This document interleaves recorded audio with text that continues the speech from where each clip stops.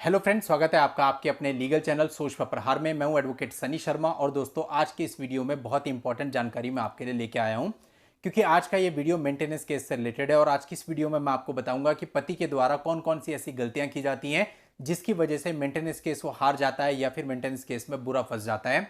और दोस्तों, यदि आपको ये गलतियां पहले से ही पता होंगी तो आप इनका सुधार कर सकते हो और मेंटेनेंस से काफी हद तक बचाव भी कर सकते हो।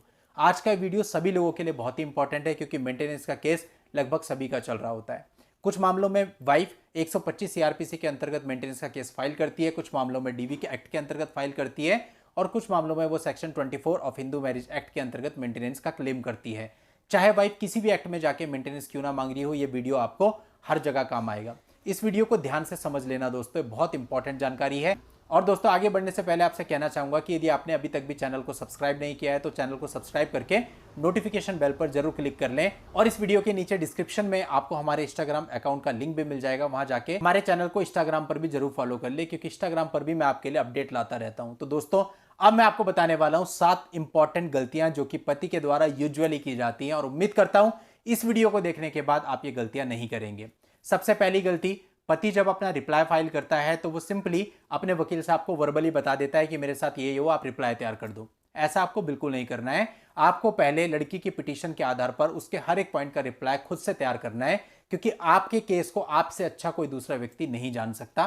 पहले आप उसका रिप्लाई खुद से तैयार करो, फिर वो रिटर्न रिप्लाई, रिटर्न वर्जन जो आपका होगा उसको अपने वकील साहब को दो कि सर, लड़की की पिटीशन ये है, मेरा रिप्लाई ये है और इसके आधार पर आपको रिप्लाई तैयार करना है। तो वकील साहब ज्यादा अच्छा रिप्लाई, ज्यादा अच्छा वर्जन आपका तैयार कर पाएंगे और आपका जो वर्जन है वो ज्यादा खुल करके कोर्ट के सामने आ पाएगा। क्योंकि ये जस्ट रिप्लाई नहीं होता, जो पिटीशन होती है वो लड़की का पूरा केस होता है और जो रिप्लाई होता है वो लड़के का पूरा केस होता है। कल के दिन जब कोई प्रॉब्लम आ जाती है तो कोर्ट सीधा सीधा ये कहती है कि आप जो अभी बोल रहे हैं कि आप उसे अपने रिप्लाई में आपने मेंशन किया था, तो लड़का कुछ नहीं कर पाता है। इसलिए रिप्लाई में किसी भी तरह की लापरवाही आपको नहीं करनी है। अमूमन पहली गलती लड़का अपने केस में यही करता है, ऐसा आपको कभी नहीं करना है।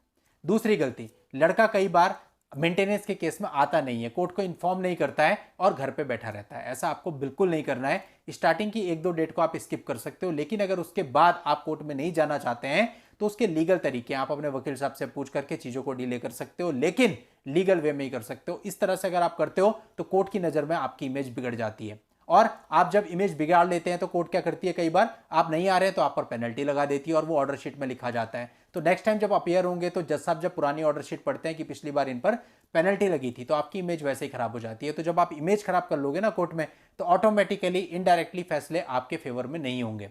तो आपको इमेज अपनी कोर्ट में अच्छी बना के रखनी है। ये दूसरी गलती है जो यूजुअली पति करता है, ऐसा आपको बिल्कुल नहीं करना है। तीसरी गलती, जब आप अपना एफिडेविट फाइल करते हो तो उस एफिडेविट के साथ आपको वो सारे प्रूफ भी संलग्न करने चाहिए जो कि लड़की की इनकम से रिलेटेड है।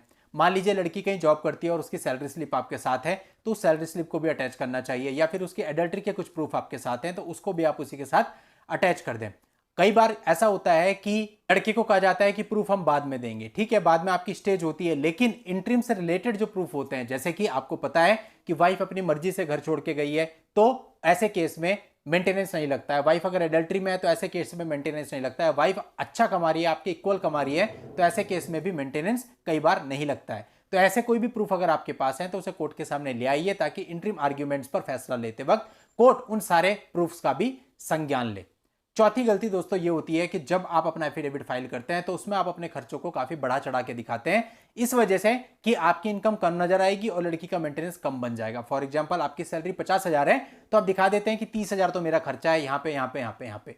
लेकिन होता क्या, अपोजिंग काउंसिल आपके इसी पॉइंट का फायदा उठाता है। वो कहता है कि जब इनको अकेले को 30,000 का खर्चा लगता है तो मेरी जो क्लाइंट है वो एक क्लाइंट है और उनकी एक छोटी बच्ची भी है, वो 2 जन है, तो उनका खर्चा कितना होना चाहिए, इस हिसाब से तो 40-45 तो उन्हें कम से कम मिलना चाहिए।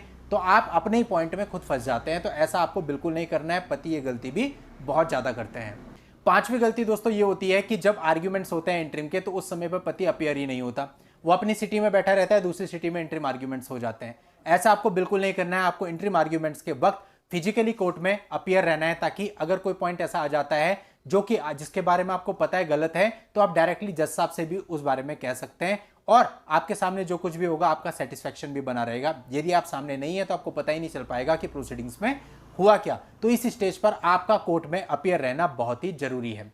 छठी गलती, जब मेंटेनेंस का ऑर्डर हो जाता है, मेंटेनेंस का ऑर्डर होने के बाद कई बार पति जो है वो हाई कोर्ट जाने में यानी कि अपील करने में देरी कर देता है। डीवी एक्ट के केस में अपील सेशन कोर्ट में होगी और 25 सीआरपीसी और 24 एचएमए में जो अपील होगी, यदि ये फैमिली कोर्ट में चल रहे हैं तो वो हाई कोर्ट में होगी।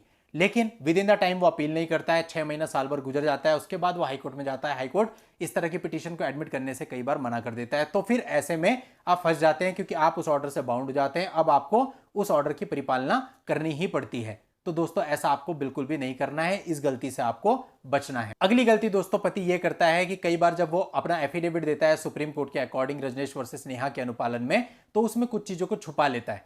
ऐसा आपको बिल्कुल नहीं करना है। आपको किन्हीं चीजों को छुपाना नहीं है, कोई गलत इंफॉर्मेशन कोर्ट को नहीं देनी है, क्योंकि यदि अपोजिट पार्टी को पता चल जाता है और वो उसको प्रूफ कर देंगी तो आपके ऊपर परजुरी का केस बन जाएगा। वैसे आप लड़के हैं तो लड़कों पर कार्रवाई एकदम से हो जाती है। इस चीज को आपको नहीं भूलना चाहिए, इसलिए ये गलती आपको कभी नहीं करनी है। तो ये 7 गलतियां हैं। इसके अलावा दोस्तों जो लोग यहां तक वीडियो देख चुके हैं उनको मैं एक बोनस पॉइंट भी बताऊंगा।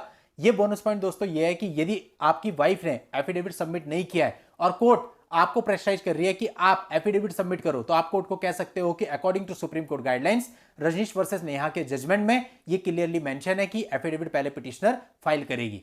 तो पहले पिटिशनर का एफिडेविट फाइल करवाओ, उसके बाद उसकी कॉपी आप लो और देखो कि उसमें उसने कोई झूठ तो नहीं बोला है और उसने किसी चीजों को छुपाया तो नहीं है। और अगर आपके पास प्रूफ है ऐसे जिनसे क्लियर होता है कि उसने किन्हीं चीजों को छुपा लिया है, किन्हीं चीजों को झूठ बोला है, तो उस पर परजुरी की कार्रवाई करवाओ। उस पर 340 सीआरपीसी के अंतर्गत एक पिटीशन फाइल करो। और इसके साथ साथ रजनीश वर्सेस नेहा के जजमेंट का जो एफिडेविट जाता है उसके डिक्लेरेशन में क्लियरली मेंशन है कि जो भी पार्टी को छुपाएगी या फिर गलत इंफॉर्मेशन कोर्ट को देगी उसके ऊपर 191 से लेके 195 आईपीसी तक की कार्रवाई की जाएगी। तो इसके लिए भी एक अलग से आवेदन आप कोर्ट को दो कि इन्होंने ऐसा किया है और इस जजमेंट की डिक्लेरेशन के अकॉर्डिंग इन पर इन धाराओं के अंतर्गत कार्रवाई की जानी चाहिए।